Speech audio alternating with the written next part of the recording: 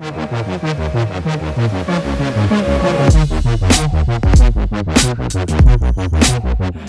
it's Jason from Kinetic. And Joe from Evo. And we're here to talk about ankle range of motion and how it pertains to how your knee tracks. So ideally, when we're riding your bike, our foot is actually gonna be pretty straight relative to the pedal.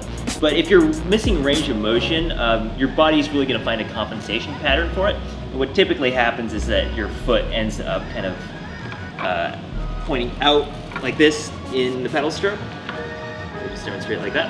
And that can cause a whole host of other issues up the chain of your leg, particularly in your knee and in your hip. Yeah, so if his ankle is turned out like this and now he's trying to pedal the bike, his knee's going to be tracking inside of that, the ankle position, and going to cause a lot more stress right on the knee tissues.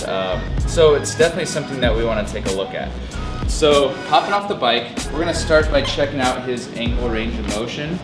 So he's gonna hold on to something stationary. The bike works, he can use a wall or anything like that. And he's going to point his foot square to the wall and slowly, with his hips squared up, drive his knee forward towards his outside toes. And the common compensation here is for the knee to drive in towards the big toe. We want it to be out towards the outer toes.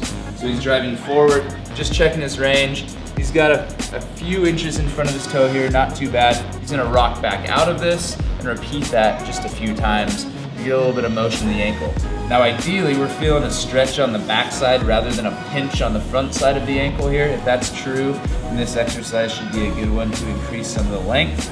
So just driving that knee in again, driving that knee towards the outside toes rather than letting it track towards the inside is good. So that's just the mobility drill. In terms to strengthen and lengthen these tissues, he's gonna drive his knee forward, pausing in this outer limit of his range of motion. And from here, he's driving his toes now into the floor. Start pressing down without letting the heel lift, okay? Staying in that end range, and you're gonna start to feel these tissues on the back side of the leg engage. And then from there, holding this end range, he's now going to try to lift his toes off the floor and slowly rock his hip back. So now he's engaging the front side of the shin. Now when he comes forward again, he's gonna come forward trying to keep his foot off the floor as long as possible. Find that end range again, hang out in it, and then lift back. So come back forward, hold in that end range, press the toes into the floor for about 5 seconds.